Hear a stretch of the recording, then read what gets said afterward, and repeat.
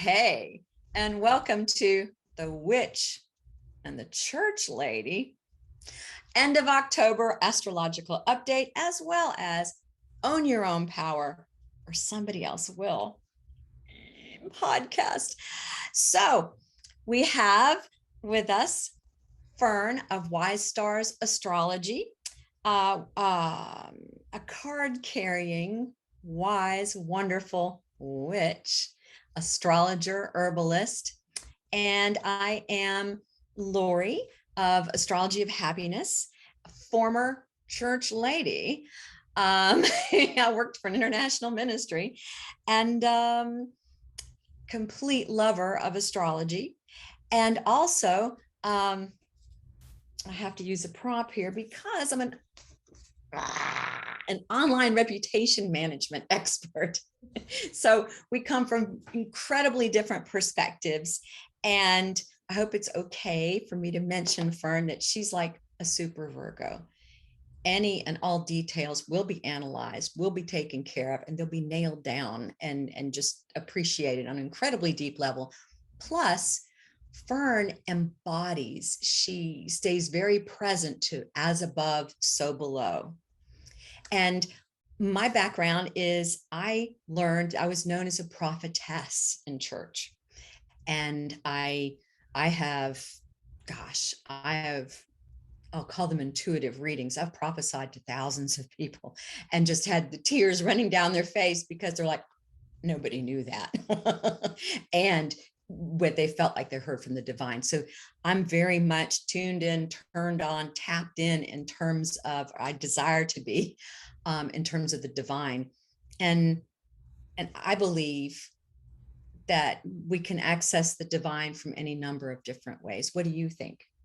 I agree 100%. I think the divine is there for everyone, and everybody has a different pathway to the divine. And we, each of us, have also been in organizations in our younger years when we might have given our power away to authority figures and people who told us what to do and who to be and how to dress and what's appropriate and what's not appropriate. And I felt pimped out.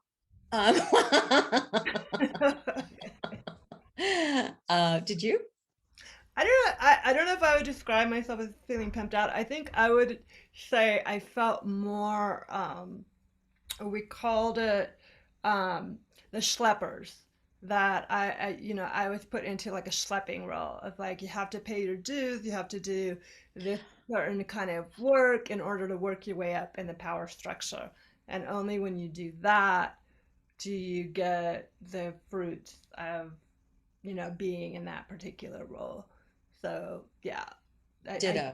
yeah, but I think both the commonality maybe that we have between us is we both felt used.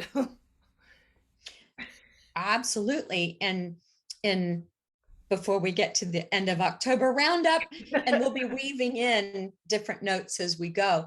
But very much there was a charismatic authority figure who knew all things and had a direct connection to the divine that none of the rest of us schlubs could ever possibly aspire to. Was the discussion, even though I believe in the inner divine as well as the outer divine. So it's like everybody's got the hookup. What do you think?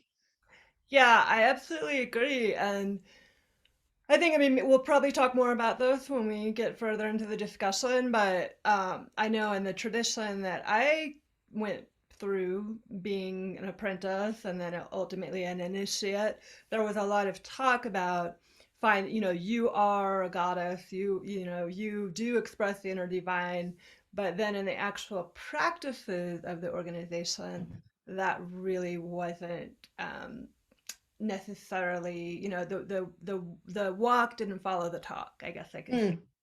Okay, so and so's divine is bigger and better than someone else's. Exactly. Yeah, exactly. Yeah. Hmm. Got it. So will you start us off with the astrology for second half of October 2021? What a month we've had. Yes, absolutely. And wow, I think everybody can agree that, I mean, 2021 has been quite a year, but October, beginning with Mercury going retrograde, actually September 29th, it's going to go direct October 19th in just a few days. Yay! And usually, I really like to always look at the positive side of the transits, and Mercury retrograde is definitely a time to do all the rewords of rethinking, reassessing, remembering. But this Mercury retrograde, I have heard from clients and friends and everybody, has been particularly intense. I believe that's because it is ongoing throughout the whole, pretty much the whole period of Mercury retrograde, the square to Pluto. So just so much intensity, really having to look at shadow stuff, and a lot more. But curious to hear your perspective on this Mercury retrograde a little bit too. Um, I completely resonate with that. I've been very tuned in to the Pluto Eris square that we had the 5th of 5 of on October 9th. And it felt to me and to lots of clients and friends, it's felt like jangly, almost like on edge. It's this electrical kind of kind of feeling, because Eris is about disrespect, and Pluto, deep transformation. It can bring death, sex, but it's felt incredibly challenging, and a lot of people's shadowy things that they didn't really want to be looking at, like the deepest stuff has just come to the surface very much, if you will. And it's like, okay. um I'm really thrilled that that Pluto is stationed direct last week, Saturn stationed direct on the 11th, and we get Jupiter also on the 18th going forward. It feels like, I feel very much, and a lot of people are very much feeling like, a slingshot. Mhm, mhm, mhm. It's like all the way back in a slingshot, just about ready to. And I think that's going to happen when Jupiter and Mercury station direct on the 18th. But I feel very much like.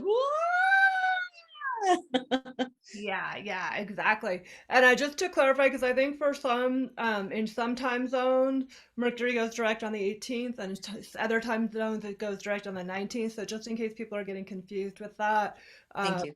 it's just a time zone issue. But next week is such a big week with as you said, Mercury and Jupiter going direct, literally within a day of each other, and then we have a full moon next week as well on the 20th.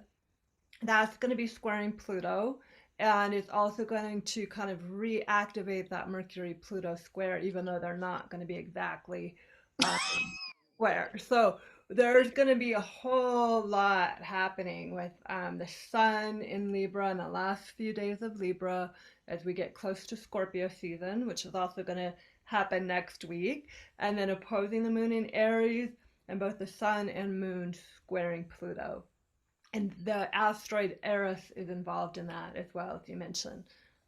So it's um it's a lot next week, and I wonder if you have thoughts. I know I have a few thoughts around what could be some self-care. There's my Virgo coming out, of some sort of practical things people could do to manage and navigate their way through that week. So what comes to me is, and I'm an Aries, so I got lots of Aries in my chart, so I'm inclined toward the flame. Um, but I do feel like, since it's an Aries full moon, um, when you asked, I got the picture of, how you don't have to order them online, but I've bought these little dream papers before. They're highly flammable little sheets of paper, and you write something on it, and then you light it and off it goes. Cool. Um, Yeah, in a very confined space. You can do it in your bathroom or something if you're worried about starting something. But my feeling is, especially during the void of, the dark moon right before it's full. Excuse me. Um, I was thinking to 2 weeks anyway. Um,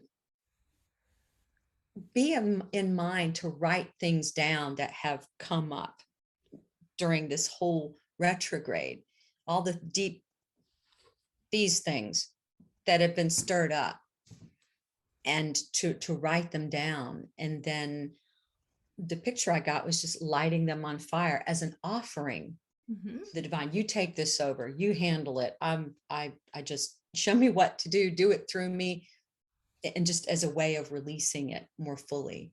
What Yeah, comes no, to I love you? that. I think that's a great full moon in Aries.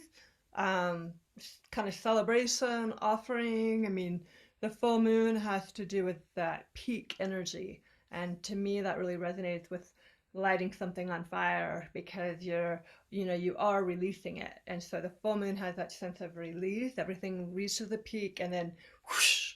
And so we often see the manifestations of some of that full moon work around the dark moon or about 6 months later when we have kind of a return to the same sign.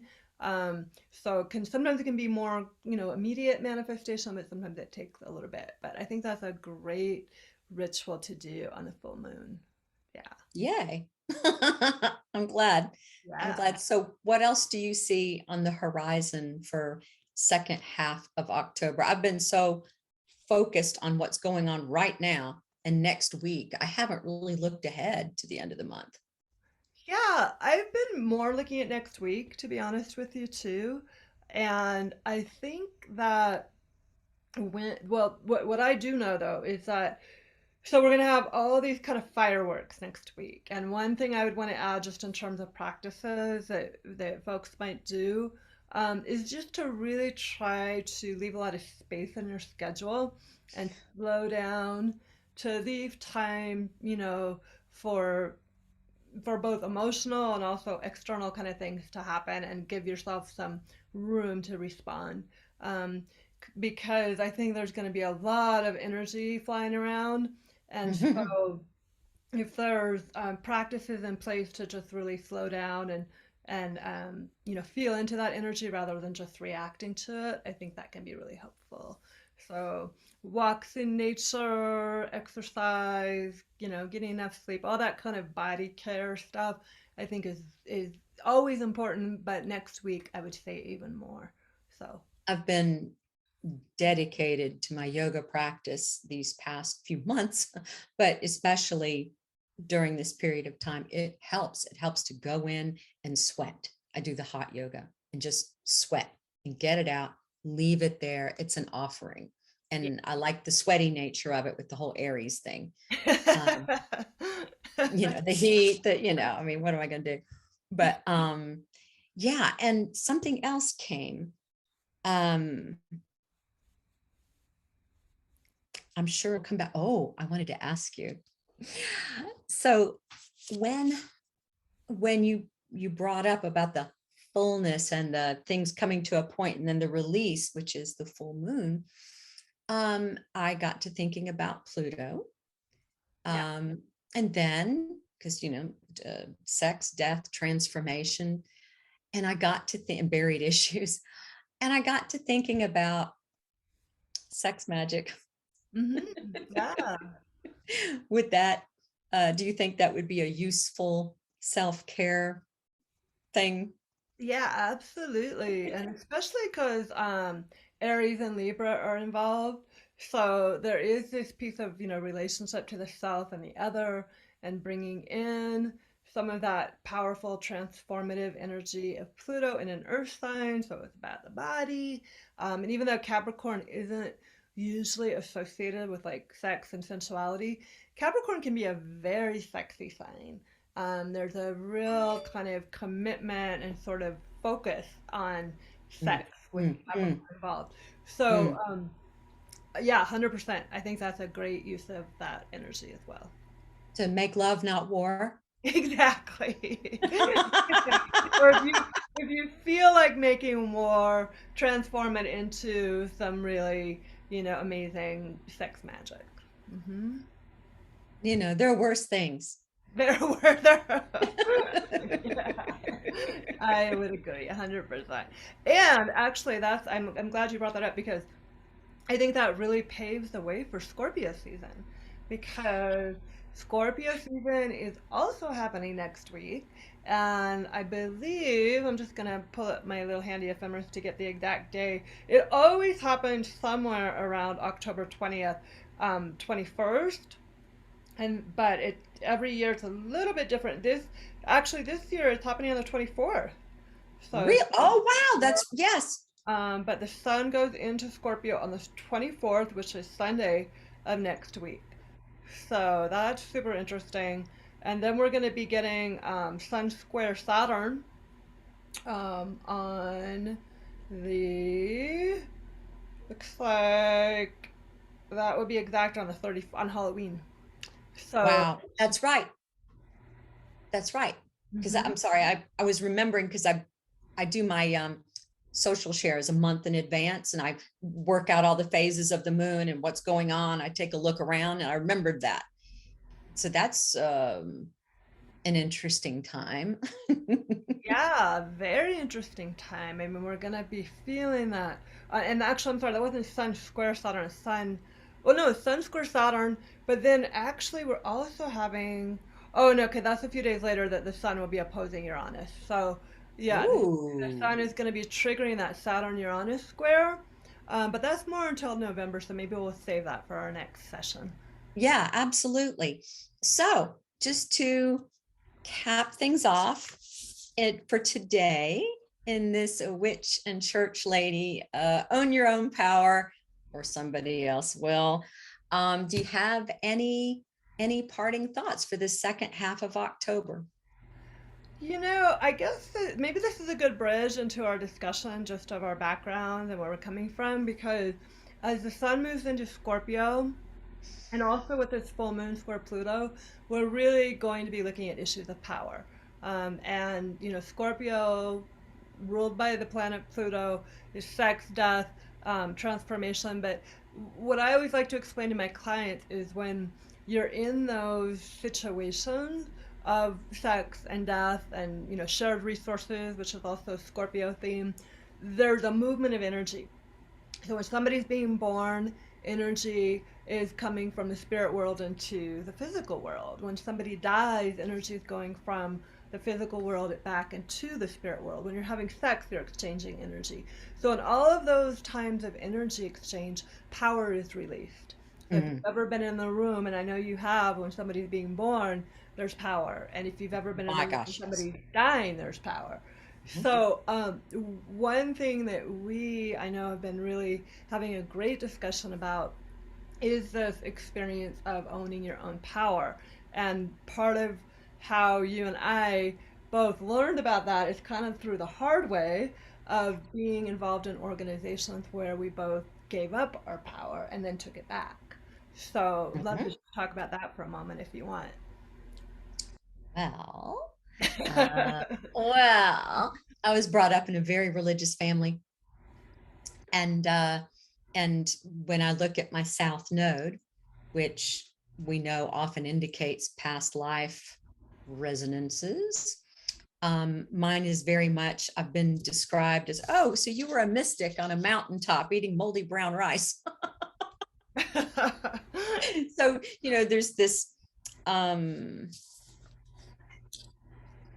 almost a martyr like deal going on there and serving the community, always serving and not receiving.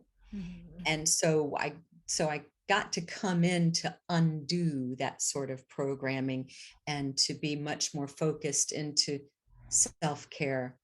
um, my north node is in the sixth house, so let's just dive right in there and take care of things, um, and and to mother myself even. And so it was and also being southern, It's very much a churchy culture. Oh, now where did you go to church? It's just very much, people even like, I'm serious. It's like, oh, well, just bless your heart. Oh, it's just wonderful. Very a lot of just a lot of culture around it, and you can be shunned, ostracized, looked at sideways, excluded, your children treated badly if you don't conform. And so with a lovely Libra moon, eager to please in the younger years, diplomatic, I just wanted to create a good life for my family, especially for my children. And so that was the hook. And I had all these gifts. Like, I would know things, and I would know all kinds of things. And we did a church thing where and there's some wonderful things that can happen in church, of course. There was when people would have babies, we would schedule meals to bring, which was a nice thing to do. And like early on, one time I was scheduled to bring something, and then I get this, don't do it. She has food allergies. The thing I was going to fix for her would totally give her migraines. I'm kind of like, that's weird. Because it was all internal. And I was kind of like,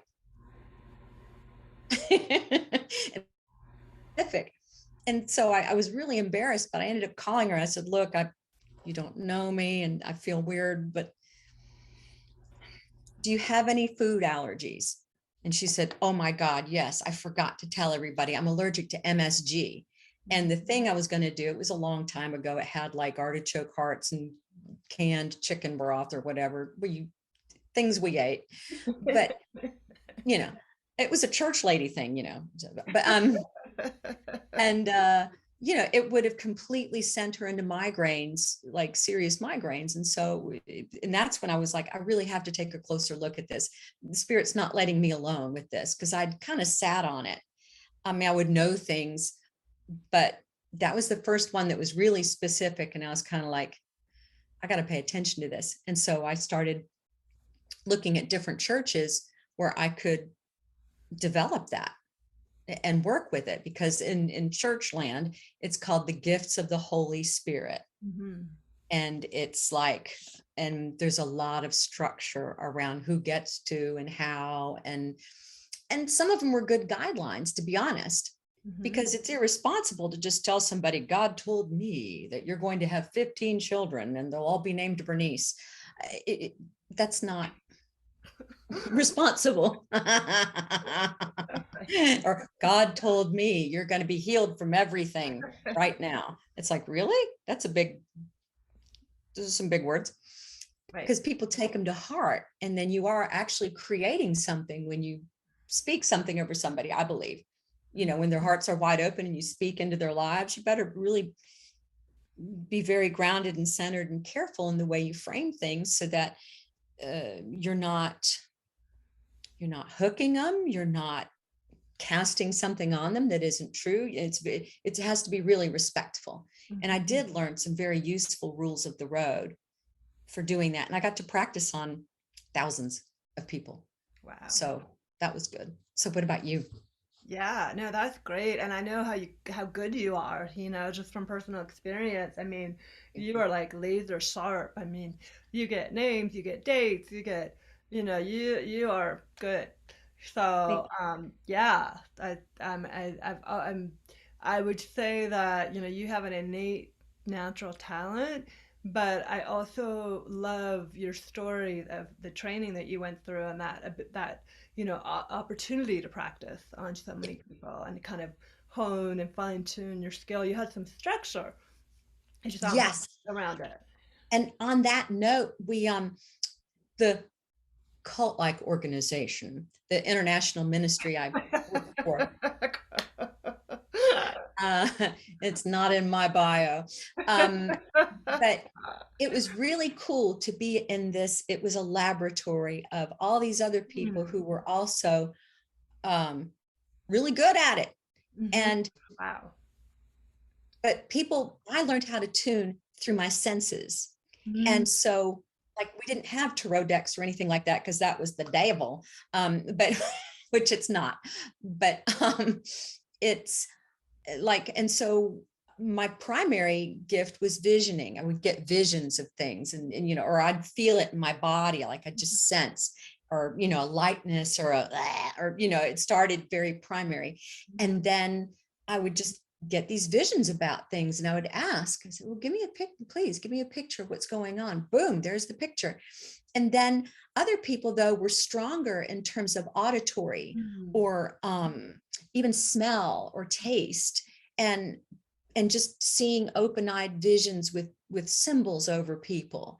And people get in different ways. And I got to be with all these people and practice with all these people and guide teams of all these people who had different, like, you know, different gifts. And it was fabulous. And I will say, we cross-pollinated, I because love we all that. do that. And Love we that. cross-pollinated. So now sometimes there's some, I very definitely sometimes will get either a song or something spoken, and it's like, and I know the voice, you know, it's the voice of the divine. It's of a divine origin, but in every blue moon there'll be a taste, or you know, a fragrance, but Wow. it's, Love yeah, that. it's a whole body as a tuning Oh, device. cool. That's so cool. It makes me think of your Venus and Taurus.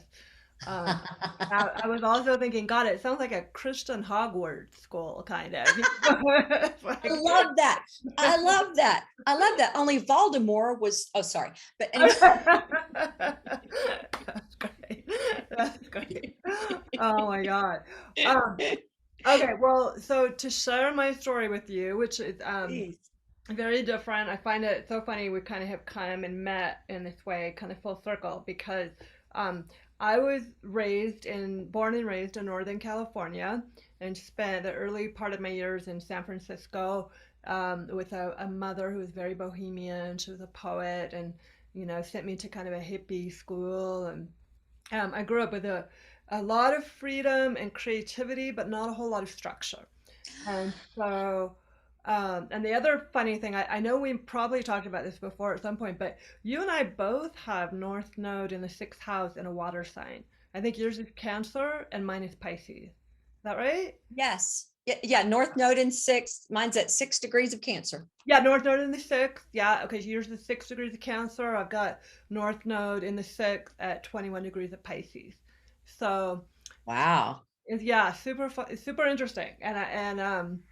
And so I have that feeling too of kind of like having been in the past kind of secluded or in retreat, with knowledge that was sort of codified in some way. You know, you've got that Capricorn kind of organization. I've got the Virgo. You know, everything had to be right, right?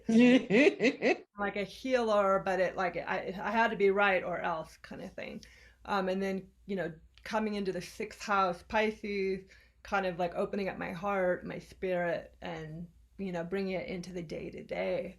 Um, but because of that upbringing, you know, my mother was a feminist. We were surrounded. I grew up reading Ms. Magazine, and, um, you know, my first book when I was like 4 years old was the Wonder Woman book. That was the preface was written by Gloria Steinem, and it was all about Wonder Woman, who was this, you know, a daughter of a priestess basically, and who was mentored by the goddesses Diana, Artemis, and raised on this island of Amazons.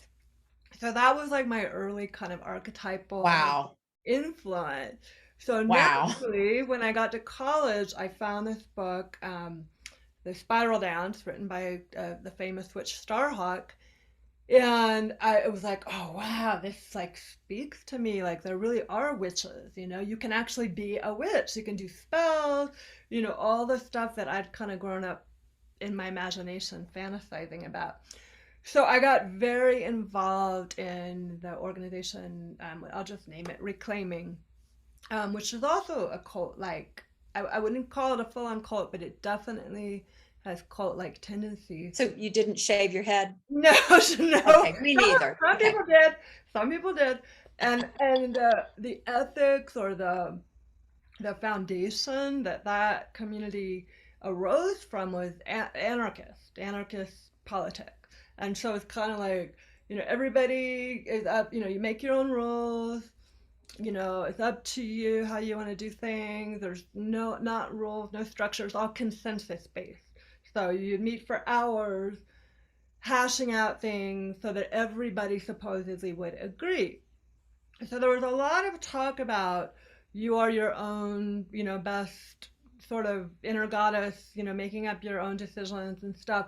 But I spent over 20 years very involved in that work. I was initiated twice in that tradition, the basic and then what they call the fairy initiation. And and like you, there are many things I gained from it, many benefits, a lot that I learned. But I began to see that even though it billed itself as a non-hierarchical, consensus-based organization, in actual fact, there was a very clear hierarchy, and there was a very clear kind of top-down Mm. experience that only people who were connected to the leadership really rose up in that organization and made any money. The rest of the people were sort of kept at the bottom doing the shit work, excuse my French, and I did it too. and unless they kind of kowtowed or kissed up to some of the leadership, they never really rose very far. So um, yeah, so I mean, I gradually began to see that the only way that I was really going to be able to feel fully in my own power was to step away from that. So, yeah. So I I have a quick question about that. So for you, when you chose to leave, um, where you learned so much and developed and evolved so much, when you were ready to go, was there a to borrow a tarot term, was there a tower type experience? Was there a plutonic, like a just kind of moment there, or was it just a graceful, I think I'm done here, and a lovely graceful exit? Yeah, I think there were a series of plutonic moments for sure. There were a series of moments where it was like, you know, me naming or kind of whistleblowing on some bad behavior in the leadership that the leadership did not want to hear, and feeling a certain amount of being ostracized for naming that. Um, and kind of feeling betrayed again and again. Like I thought it was okay to talk about the shit. We're witches. We're supposed to like kind of be in touch with the shadow. But every time I bring it up, I'm kind of silenced and shut down. So for me, it was a gradual kind of slow plutonic movement. And actually, what ended up happening is a group of people who felt similarly within the organization, we ended up forming our own group Okay. and having retreats and camps that, were kind of a step away. But one thing I wanted to say, I just want to flag out, and you were saying, how much you learned and working with Mm. a group of people and just really receiving a lot of training. And one thing that I experienced, I think is so funny, is so opposite, is that in my community, everybody wanted to be a, a psychic, a seer, an amazing tarot reader, but there wasn't really a lot of time. There was some time, but not a ton of time put into training and structure. So you actually had a lot of people coming out of there who were decent, readers, and some very psychic people. Not to say that, people, I think everybody's got that talent, but, Yes. sometimes needs development. But there are a lot of times there are people I experienced getting readings from people sometimes where there was a lot of power trip going on and not a whole lot of skill because of that kind of sloppiness of training and structure. And that it's funny how the anarchism seeped down into Oh, not a whole lot of really precise training. So it's kind of funny. I think the Christians kind of like, you know, I will say that I learned some good rock solid boundaries. There were good boundaries around it. And at this one place in particular, it was by invitation only, getting asked to be on the prophetic team, because these are more charismatic churches where people come up to be prayed for or to receive a word, to use the terminology. And so there's always people coming that want that. And like we would be supervised. There, we practiced, we trained, we got guidelines, and we were supervised, and people would check, like, they would sense within themselves. It's kind of like, I don't think they're going to have 15 kids named Bernice, or whatever. And if you like good guidelines, like if you're catching that somebody is having an affair and both of the marriage partners are right there, you don't openly shame them. You find a way to phrase what needs to come out in a way that's not going to injure or publicly shame anybody. We learned tons of really good common sense guidelines, and we were scrutinized big time.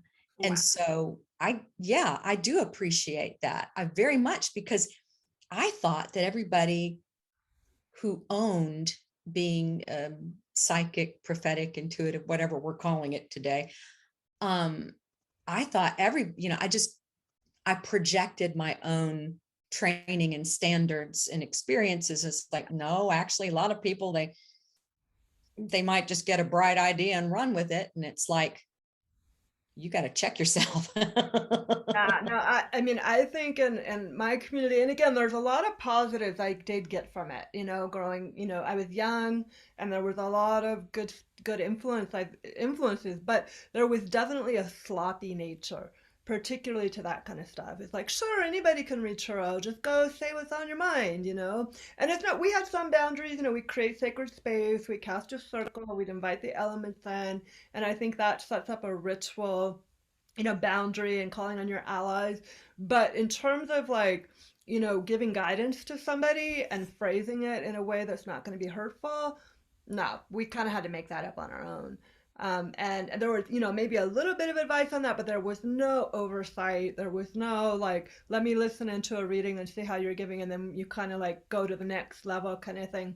No, and I that was one thing I really began to see as lacking, because I think having really strong integrity and ethics, being a Virgo around that stuff is crucial. I love what you said about learning how to set sacred space and call in the directions. You said the elements, and to call in allies, and to be in church land. it was all under the leadership. It was like they're always talking about the covering of the leadership, to use a Southern preacher voice. But and so we didn't, like, it was very much stay in tune with the Holy Spirit, but it was kind of, there wasn't that protective space set. And when I first ventured, which took me a long time to own publicly, again, and in a non-churchy way, without my pearls, I found that I suffered as a result of not setting a sacred space, and not like I remember the first few times I would get messages from people's departed loved ones, and I don't seek that out, but they come to me. And they were so specific. It was so dead on. It really was the person's mom, and it drained me horribly. I was like, okay, I don't know what just happened there, but I just completely, I was on the sofa, it was like, okay, I don't know what's going on. And I had to learn a lot that you probably knew decades ago. It's so valuable. It's so important. People need to know that if you're gonna be your own agent, which I love, I do love the structure. It's so, so, so important. And the protective measures, I'd love for you to, as we continue to explore this, I would love for you to share more of that, because there are all kinds of people out there doing astrological readings, doing, and yet astrology can be very cut and dry, but most people have some kind of intuitive gift that they're bringing with it, I feel.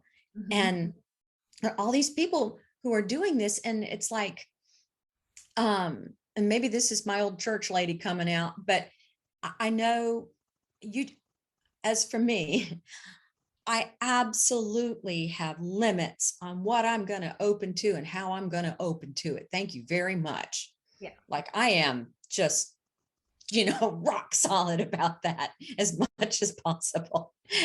And it's like you wouldn't drive your car into a violent neighborhood and swing open the door and say, well, who wants to get in? Yeah.